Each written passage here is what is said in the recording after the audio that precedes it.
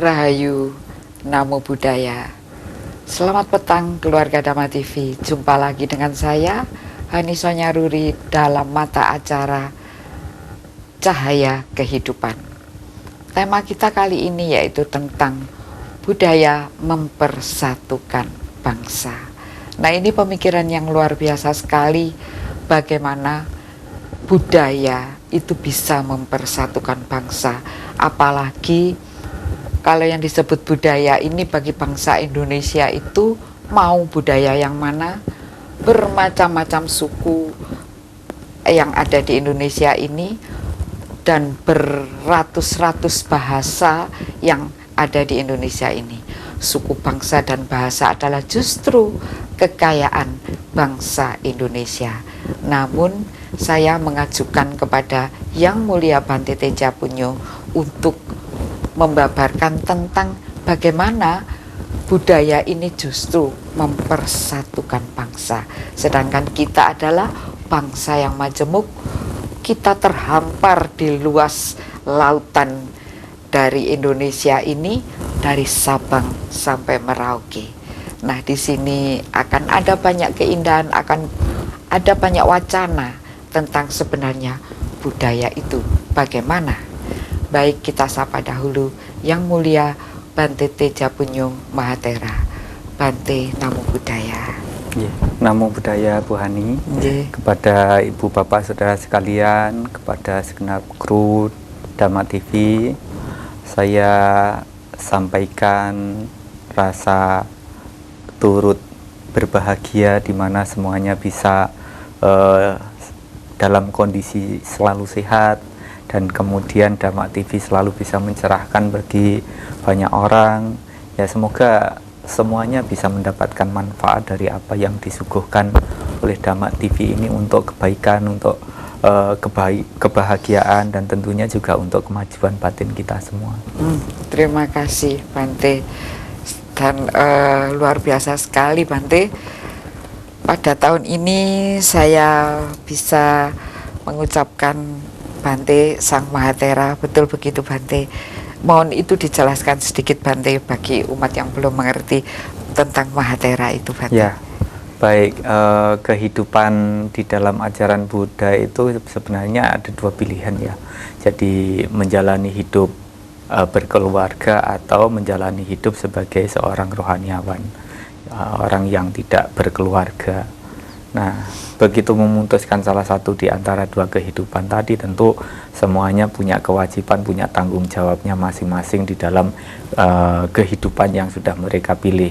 Terutama untuk kehidupan kami para biku, ya, mereka sesungguhnya kewajiban dalam menjalani kehidupannya adalah untuk belajar ajaran Buddha, bagaimana mewujudkan rasa hormat, mewujudkan rasa bakti yang terbaik kepada guru Sang Buddha Gautama di dalam kehidupannya, sehingga akhirnya bisa merealisasi kebahagiaan yang tertinggi seperti yang dicapai oleh Buddha. Dan itu tahapannya biasanya dari hitung-hitungan secara duniawi ya.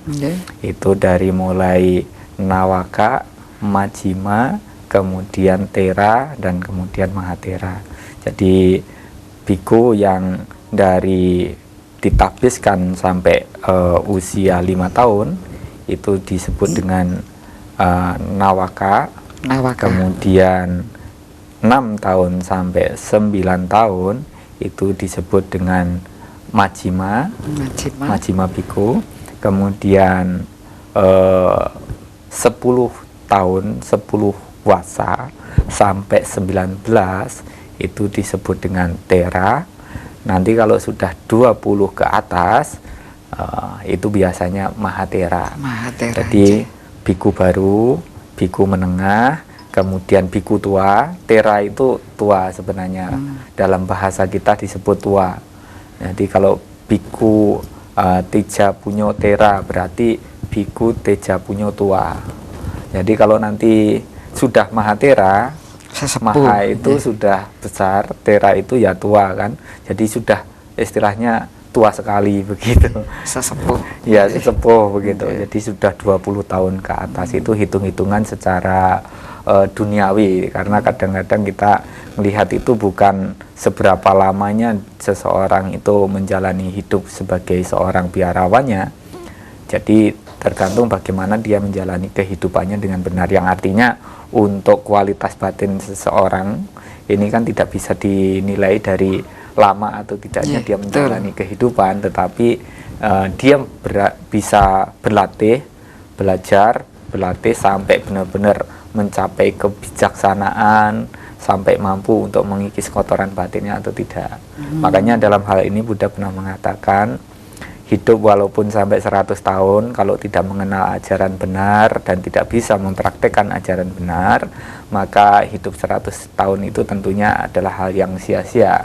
Tapi hidup walaupun sesaat, walaupun sementara, kalau kita mengenal ajaran benar dan kemudian kita bisa mempraktekkan, melaksanakan hingga terkikis kotoran batinnya, maka walaupun sesaat, walaupun singkat, itu tentunya hidupnya lebih bernilai dan juga berharga. Nah, ada satu kalimat juga yang mengatakan bahwa seseorang itu luhur atau tidak luhur, seseorang itu menjadi dipuji atau dicela, seseorang itu bermartabat atau tidak, itu sesungguhnya bukan dilihat dari di mana dia dilahirkan, seberapa tinggi jabatan kekuasaannya, tetapi seseorang bisa menjadi luhur atau tidak luhur itu tergantung dari perbuatannya, pikirannya bagaimana, tutur katanya kayak apa, perilakunya bagaimana.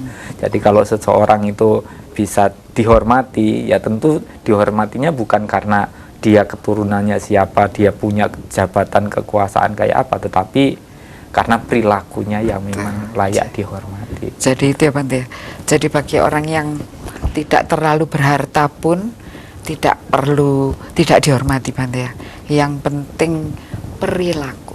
Nah, ini kalau kita sudah berada di perilaku dharma, maka itu otomatis mau tidak mau, iya atau tidak, orang Jawa melihat itu solai katon jatmiko ya Bante, pantes gitu loh, apa halus, kata-katanya baik. Nah itu, jadi sungguh ini tidak berlebihan dan sepertinya sudah dicontohkan oleh Presiden Bante ya, dengan tutur kata yang baik, tutur kata yang halus, itu yang disebut sola bawai katon jatmiko, artinya tuh enak dipandang, enak di hati. Nah itu luar biasanya. Apakah ini juga karena budaya?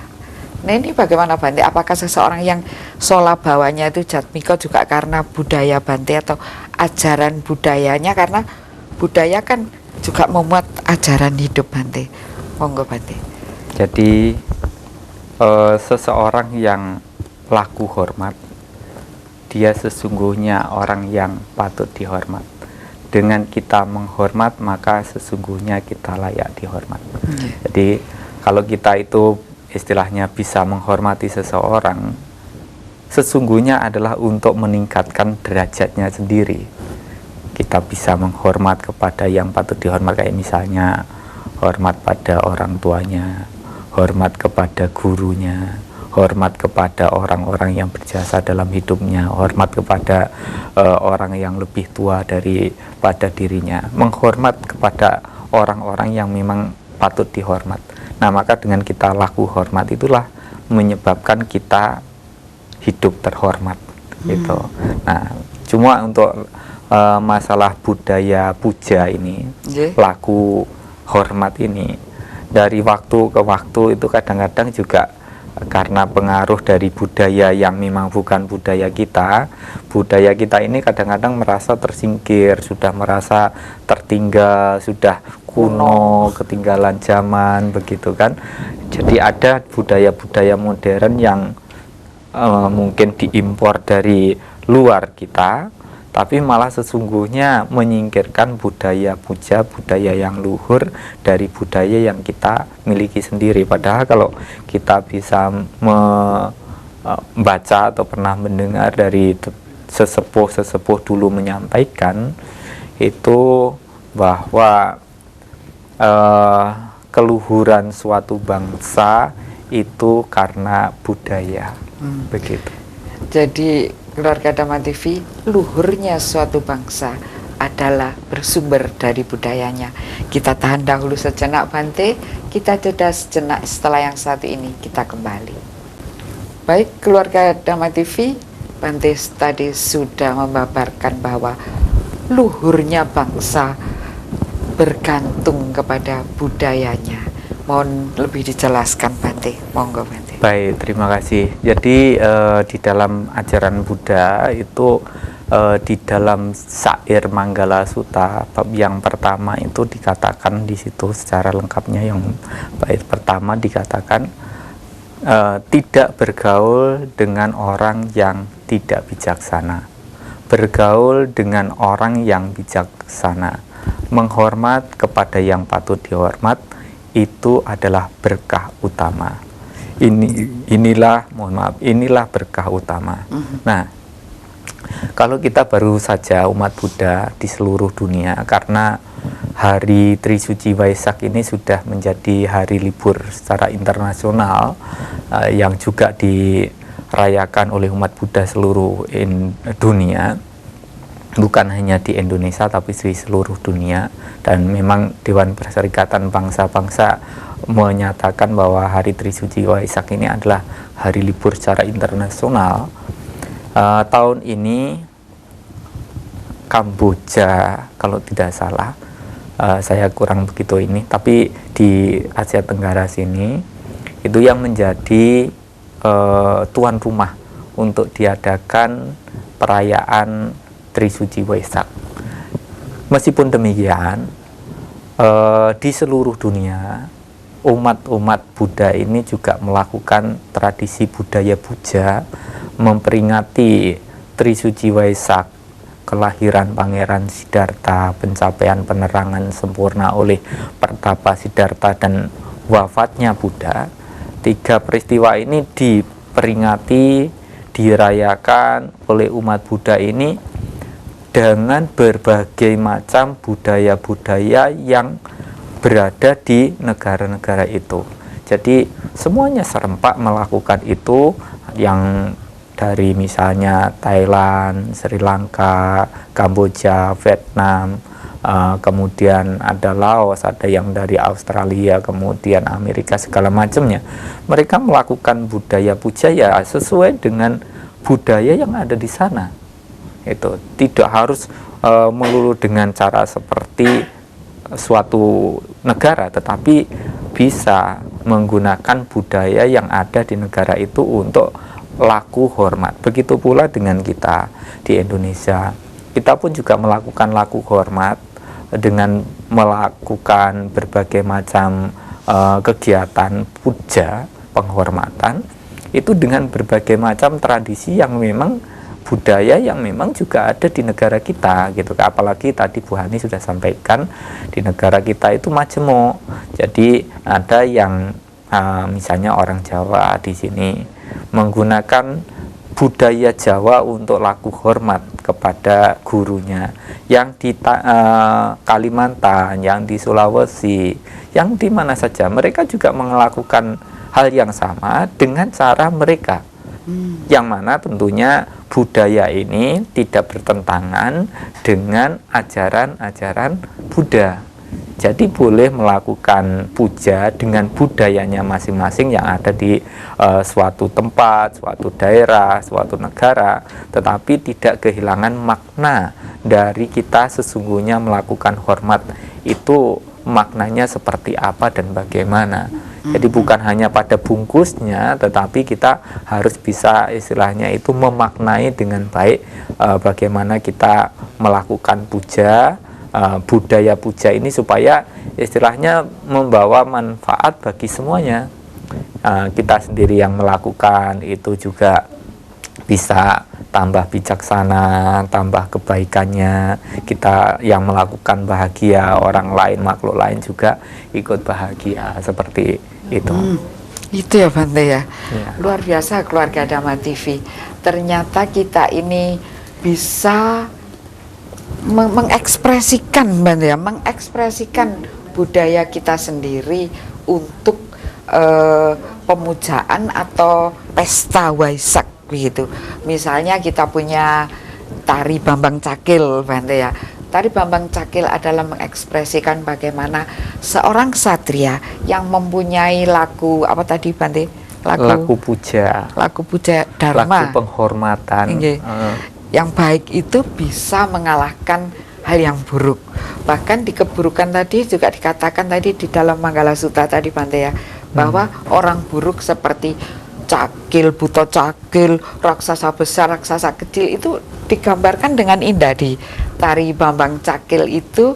Nah, itu melawan seorang ksatria sendirian, tetapi Bante selalu mengatakan tetaplah selalu eling lan waspada. Demikian maka sang ksatria tadi mampu untuk mengalahkan berbagai mara, Bante, itu mara, perwujudan Bathara Kala, perwujudan hal yang buruk. Nah, di sini ada hal yang termuat bila bisa menggelar itu akan luar biasa sekali. Jadi di sini ya Bante, esensinya jangan sampai apa yang kita, tapi rasanya loh Bante, ajaran-ajaran Jawa dekat sekali dengan Buddha. Kalau menurut Bante bagaimana itu Bante? Jadi saya sebenarnya juga mencoba untuk meneliti dan memahami kebudayaan yang berada di dalam masyarakat begitu ya. Jadi sebenarnya kalau ajaran Buddha ini kan sudah berada di Nusantara lama. Tetapi setelah runtuhnya kerajaan-kerajaan Buddhis Nusantara, itu kan ajaran Buddha bagaikan tenggelam begitu ya. Tapi sesungguhnya ada orang-orang yang punya keyakinan, yang berusaha untuk mempertahankan ajaran Buddha ini. Nah, karena memang tidak ada sumbernya, karena gurunya, wiku-wikunya itu sudah pada hilang, bukunya, kitab sucinya juga sudah tidak ada, maka mereka tetap berusaha untuk mempertahankan ajaran Buddha dengan berbagai macam simbol-simbol yang berada di dalam masyarakat. Salah satu contohnya kalau kita misalnya melakukan selamatan begitu kan, itu sebenarnya bahasa simbol. Ya, bahasa simbol ini pun sesungguhnya juga dari generasi ke generasi itu mengalami berbagai macam perubahan makna, tergantung bagaimana seseorang itu menerjemahkan itu. Jadi kalau dia mungkin bisa laku sambil laku dalam menjalani kehidupan sesuai dengan dharma, mungkin bisa menerjemahkan bahasa simbol tadi dengan baik. Tapi kalau tidak dilakukan, tidak dipraktekkan, tentu bahasa simbolnya ini artinya maknanya menjadi semakin menjauh dari makna yang sesungguhnya. Jadi sesungguhnya di sini kita lihat untuk budaya puja ini ada dua macam cara sebenarnya. Jadi ada amisa puja dan juga pati-pati puja. Amisa puja dan pati puja, melakukan penghormatan dengan tata cara upacara persembahan segala macam. Kemudian yang kedua adalah dengan cara mempelajari dan mempraktekkan apa yang diajarkan. Itu yang paling bagus, memang mempelajari apa yang diajarkan dan mempraktekkan, meniru, mencontoh apa yang dicontohkan oleh Buddha dalam kehidupan sehari-hari. Itu adalah penghormatan yang terbaik. Tapi bagaimanapun karena kita memang di dalam masyarakat yang dimana di situ juga ada berbagai macam budaya-budaya yang ada, nah kita tidak menyingkirkan budaya itu, tapi bagaimana kita bisa mempertahankan budaya yang memang luhur itu supaya kita bisa menyatu dengan makna ajaran-ajaran tadi supaya dimengerti, dipahami dengan baik oleh masyarakat. Karena apa? Ada satu kecenderungan di mana kalau kita itu mendengarkan hanya sekedar ceramah gitu, banyak orang yang tidak masuk gitu kan. Tapi kadang diwujudkan dalam bentuk seni tari, drama segala macam seperti yang tadi Bu Hani sampaikan. Di situ orang bisa mencerna maksud makna dari apa yang diajarkan itu. Jadi kadang-kadang perlu ekspresi, perlu visualisasi untuk kita bisa mengerti, memahami maknanya itu. Dan itu tentu menggunakan melalui dari budaya-budaya yang ada tadi. Wah, ini jadinya ingat Bante tentang buku Wedotomo. Itu isinya, maaf, betul-betul Buddhis. Kita kapan-kapan membedah tentang Wedotomo. Baik, kita break sejenak. Setelah yang satu ini kita kembali lagi. Baik, keluarga Dhamma TV, tentu kita telah berpikir-pikir tentang apa saja yang telah menarik hati dari Yang Mulia Bante Tejapunyo tadi, bahwa kita ini ada keselarasan dengan budaya di Nusantara ini, dan kebetulan budaya-budaya di Nusantara ini semuanya itu ada di dalam koridor Dharma, Bante. Jadi tidak ada yang melenceng, karena pada umumnya kita ini kenapa disebut bangsa yang ramah tamah, yang selalu welcome kepada bangsa manapun, karena kita memang pelaku Dharma. Dan tadi Bante mengatakan bukunya sudah hilang, wikunya juga sudah habis, sudah tidak ada lagi, tempat ibadahnya juga tidak ada, leres, tempat ibadahnya tidak ada, sehingga kita jadi rancu sekali tentang hal itu. Tapi untungnya Bante, itu masih diturunkan secara genetika. Senakal-nakalnya, sekurang ajarnya generasi milenial ini masih ada. Bila rasanya dibuka gitu ya, di starter gitu, maka akan muncul semua dharma dari dalam hatinya, karena memang diturunkan secara genetika. Ini ada hal yang luar biasa sekali. Mudah-mudahan kelak kita bisa mengundang Yang Mulia Bante untuk menjelaskan. Ya, ini saya share juga kepada seluruh masyarakat, mungkin mempunyai kelompok mocopat, kita bisa membedah Wedotomo bersama Sang Guru. Karena Wedotomo itu baris per baris semuanya itu adalah isinya ada di dalam suta-suta Buddha. Nah, ini perlu juga kapan-kapan kita berpikir tentang hal itu. Tentang penghormatan ini Bante, saya sekarang bertanya tentang pemuda Sigala itu Bante. Itu bagaimana sih Bante ceritanya pemuda Sigala itu, monggo Bante? Baik, terima kasih. Jadi gini, sebelum saya menjawab dari apa yang dipertanyakan Bu Hani, Buddha pernah menyampaikan kepada Bante Ananda pada waktu beliau masih hidup, Sugeng, ya. Beliau mengatakan bahwa Ananda, nanti dikala Tathagata atau Buddha sudah meninggal dunia, Dhamma Winaya inilah yang menjadi penggantinya. Siapa yang melihat Dhamma dan Winaya, dia akan melihat Buddha. Siapa yang melihat Buddha, dia akan melihat Dhamma dan Winaya.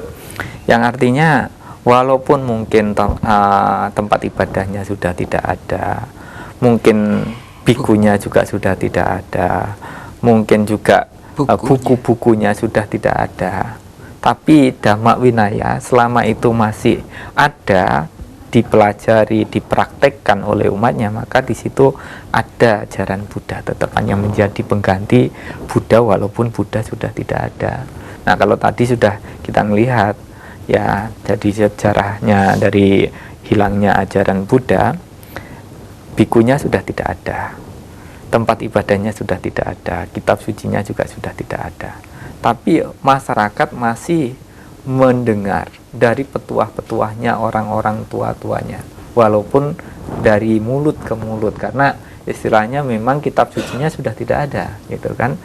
Nah, karena mereka mendengar dari orang tua sesepuh begitu, dia juga mempraktekkan itu, melaksanakan itu, maka karena itulah mereka keyakinannya masih ada, masih bertahan sampai sekarang, seperti itu.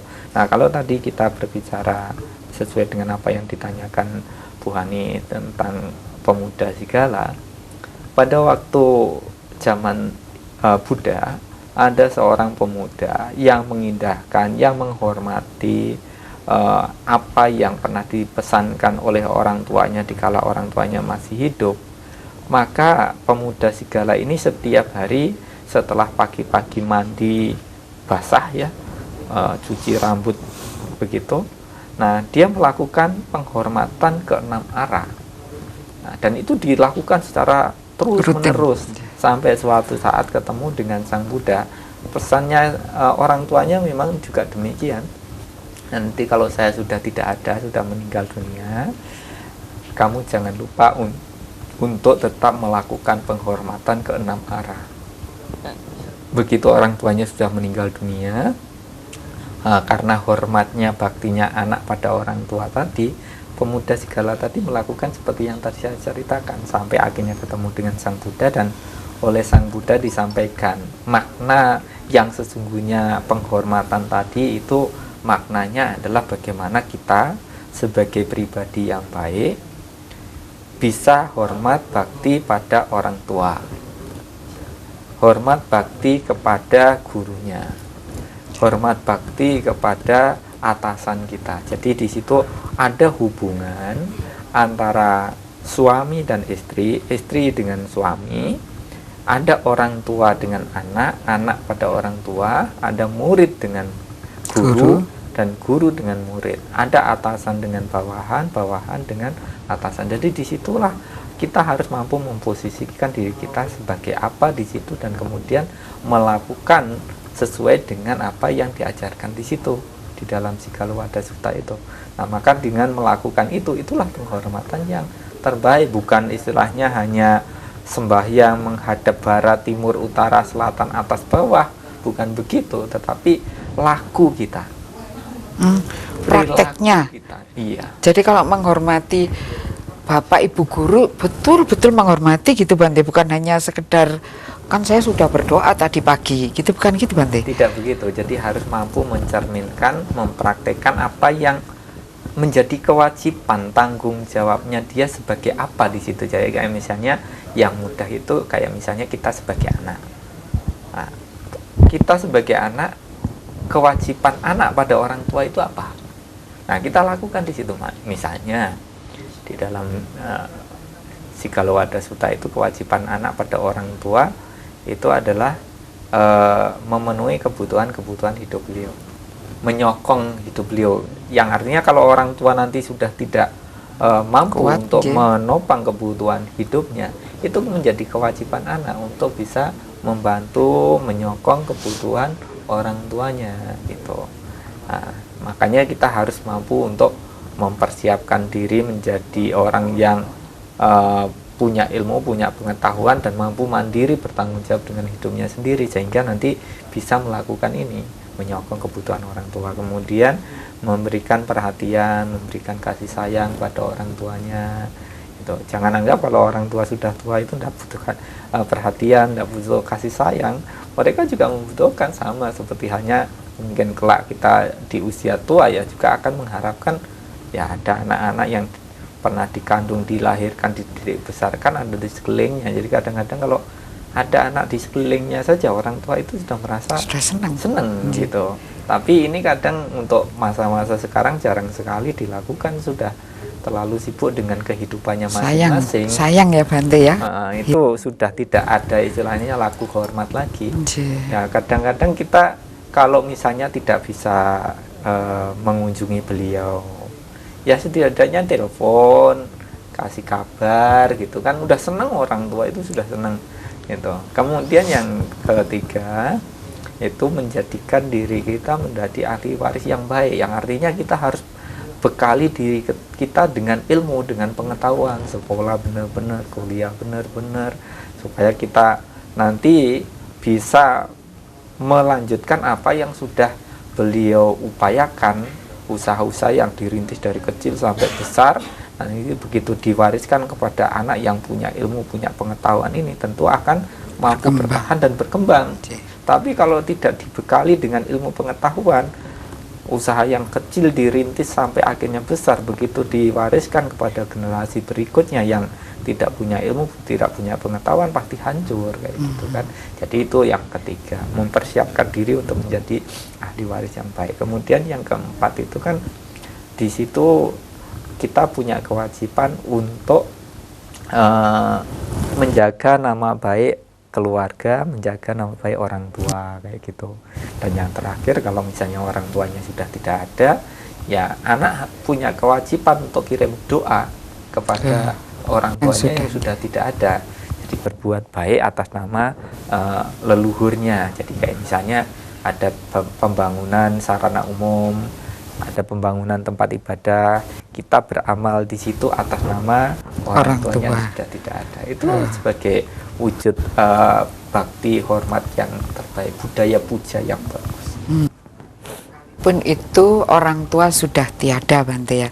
Jadi Anda bisa misalnya harus hanya wihara, masjid, Bante misalnya membangun jalan untuk saya persembahkan untuk orang tua saya yang sudah tiada, bisa, Bante ya? Bisa, jadi seperti yang tadi saya sebutkan kan sarana-sarana umum. Jadi kan bukan hanya tempat ibadah saja, bisa saja di rumah kita, di sekelilingnya, di kampung atau di desa itu ada orang bangun jalan. Kita mungkin tidak mampu untuk membeli alatnya tadi, tapi kita bisa memberikan minuman, makanan, singkong goreng, singkong rebus, sama yang kerja kan itu juga sama berbuat baik juga. Ternyata banyak cara, sekalipun kita tidak banyak uang. Baik, nanti kita mohon Bante lebih menerangkan lebih dalam lagi bagaimana cara seorang anak berbakti yang ingin berbakti kepada orang tua yang sudah tidak ada. Ini agak repot ini. Baik, tetap di Dhamma TV, kita akan kembali setelah yang satu ini. Baik, keluarga Dhamma TV, menarik sekali apa yang diuraikan oleh Yang Mulia Bante tadi, bahwa sekalipun orang tua sudah tidak ada, tetapi ada hal yang bisa kita berikan sebagai doa, sebagai pendukung kepada orang tua di alam di sana. Kadang-kadang banyak orang yang sudah kadung menderita, Bante. Dulu orang tua saya ketika masih hidup, saya tidak sempat mengunjunginya, saya tidak sempat menyenangkannya. Tetapi sekarang orang tua saya sudah tiada, saya punya waktu, punya uang, tetapi saya terlambat, Bante. Nah, ini ada pembangunan, mungkin pembangunan desa, membuat saluran air, membuat mungkin sarana-sarana untuk ibadah, sarana untuk rumah-rumah tinggal. Nah, ini bagaimana, mohon dijelaskan lebih banyak lagi, Bante. Jadi itu memang istilahnya ajaran Buddha itu harus memang bisa dijadikan pedoman di dalam kita menjalani kehidupan untuk bagaimana kita melakukan laku hormat tadi. Jadi misalnya seperti yang tadi sudah saya katakan, kan ada penghormatan itu dengan amisa puja, dengan berbagai macam persembahan, yang artinya di sini bukan hanya dupa lilin bunga di depan altar Buddha, itu memang sarana puja, tapi kita juga bisa melakukan puja itu dengan memberikan berbagai macam persembahan-persembahan, kayak seperti yang disebutkan ada pembangunan jalan, jembatan, rumah sakit, sekolahan, saluran air. Nah, itu sudah dilakukan, dan tentu kalau kita turut serta melakukan di situ, kita pun juga akan memiliki nilai kebajikan di situ. Ada dua hal yang di dalam hidup ini yang tidak boleh ditunda-tunda ya. Yang pertama itu adalah berbakti kepada orang tua, dan yang kedua itu adalah melakukan kebajikan. Jadi kalau orang tuanya masih hidup, itulah kesempatan kita sebagai anak untuk berbakti kepada beliaunya. Jadi banyak orang istilahnya itu pada waktu masih hidup ditelantarkan, begitu meninggal dunia diupacarakan besar-besaran gitu sebagai wujud bakti pada orang tuanya. Itu saya rasa memang hal yang baik, tapi bukan yang terbaik. Kenapa? Untuk bisa mewujudkan bakti, tidak harus selalu menunggu orang tuanya meninggal dunia. Pada saat beliau masih hidup, itulah kesempatan kita untuk bisa melakukan itu. Jadi makanya karena itulah tadi saya katakan, untuk berbakti tidak bisa ditunda-tunda. Tidak perlu ditunda. Nanti kalau saya sudah sukses, kalau saya sudah kaya, saya baru akan berbakti. Oh, tidak bisa. Hidup ini owah gingsir, selalu mengalami perubahan, dan kematian bisa datang kapanpun dalam kehidupan kita. Kalau kita menunggu nanti sukses, nanti kaya, nah ukuran kaya orang kan tidak ada batasannya gitu loh. Jadi bahkan kadang-kadang kami sering, kalau misalnya ada seseorang dalam ekonomi susah, usahanya mengalami kesusahan, kesulitan, saya selalu anjurkan, kamu lupa dengan apa yang harus kamu lakukan pada orang tuamu. Coba kamu sekarang bikin orang tuamu bahagia, bikin orang tuamu itu seperti hanya kamu memperlakukan seorang raja. Nah, kalau kamu memperlakukan orang tuamu seperti raja, melayani beliau, menghormati beliau, pasti kamu hidupnya akan mulia, pasti hidupmu akan lancar, kebutuhan hidupmu bisa terpenuhi dengan baik, usaha-usaha kamu yang kamu rintis itu bisa berjalan dengan baik. Jadi menghormati orang tuanya, menghormati leluhur-leluhurnya. Apa yang masuk budaya, Bante? Ya, dan itu cara masing-masing dari satu tempat ke tempat yang lain untuk melakukan budaya puja ini kan berbeda-beda. Ada istilahnya di dalam masyarakat Jawa dulu kan ada nyadran kayak gitu. Kirim. Itu kan budaya. Iya, betul sekali. Itu kan istilahnya laku hormat juga, budaya seperti ini. Tapi budaya yang sudah luhur yang ada seperti itu, walaupun seperti yang tadi saya katakan, itu syarat sekali dengan makna. Jadi bahasa-bahasa simbol yang syarat banyak maknanya di situ. Nah, hal-hal seperti ini banyak yang mulai disingkirkan karena mungkin dianggap syirik, dianggap musyrik, dianggap itu kuno, ya kolot, ketinggalan zaman seperti itu. Padahal itu hanya sebatas sarana untuk kita itu mengerti, memaknai bahwa hidup ini tidak akan mampu berdiri sendiri.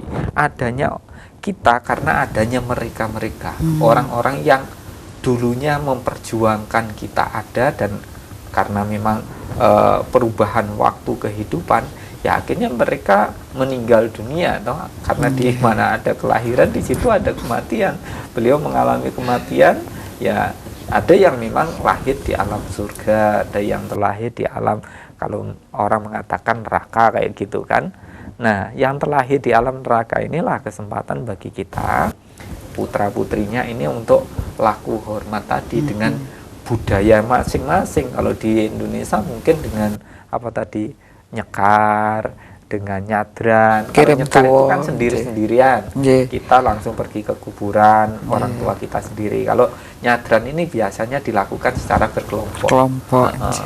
Nah, ini pun juga di masyarakat keturunan Cina ada itu juga ada budaya puja ini, namanya cengbeng, namanya ulambana.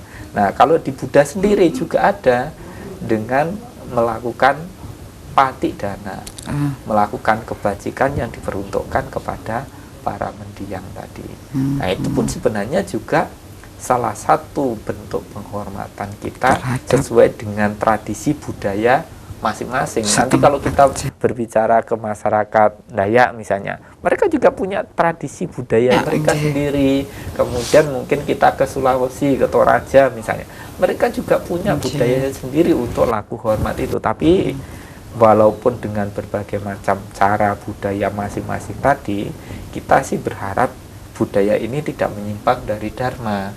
Jadi kayak misalnya kita harus laku hormat seperti itu, tapi tidak harus sampai melakukan penyiksaan, pembunuhan makhluk hidup yang tentu ini melanggar dari aturan moral. Bante, luar biasa.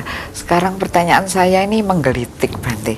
Sekarang kan dulu saya diajarkan dengan ibu saya, misalnya kalau lewat sungai, Bante, itu ada doa. Saya merasa geli, tapi sekarang saya percaya dan mohon diterangkan.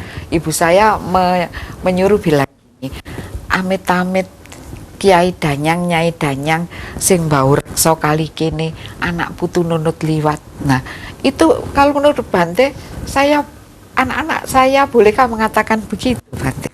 Ya, itu kadang-kadang pesan dari orang tua kita karena mereka bisa istilahnya menghargai kehidupan makhluk hidup lainnya. Gitu, Bante. Karena istilahnya namanya makhluk hidup itu ada yang tampak, ada yang tidak tampak, yang kasat mata dan tidak kasat mata ya.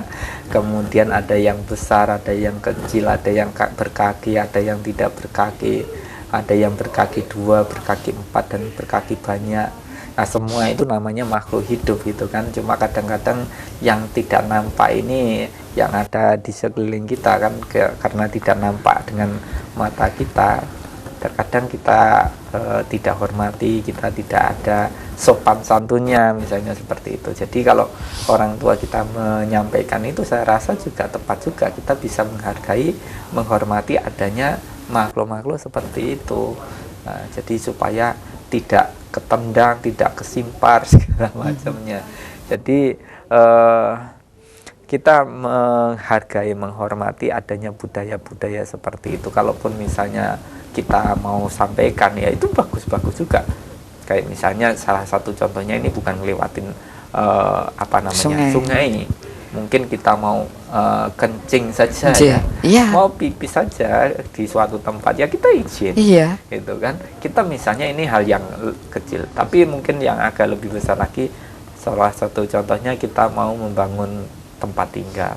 Nah di situ kita juga ada selamatan juga. Selamatan itu intinya kan kita pengen selamat, mereka pun yang ada di situ semoga juga selamat, bisa menerima kehadiran kita.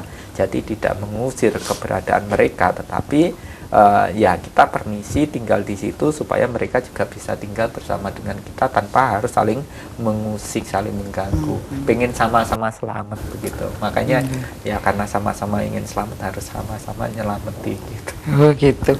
Karena ingin selamat, maka masing-masing tunggu dinungo selamat, intinya begitu. Baik, terima kasih Bante. Luar biasa sekali penjelasan dari Yang Mulia tadi tentang budaya itu mampu mempersatukan bangsa, mampu memberikan pelajaran yang luar biasa karena penghormatan kita kepada leluhur kita. Disitulah ada budaya, ada sesuatu pedoman yang kita pegang. Baik, keluarga Dhamma TV, kita sudahi sampai di sini dahulu. Semoga semua makhluk berbahagia. Rahayu Sagung Dumati. Terima kasih. Sabe Sata Bawantu Sukitata.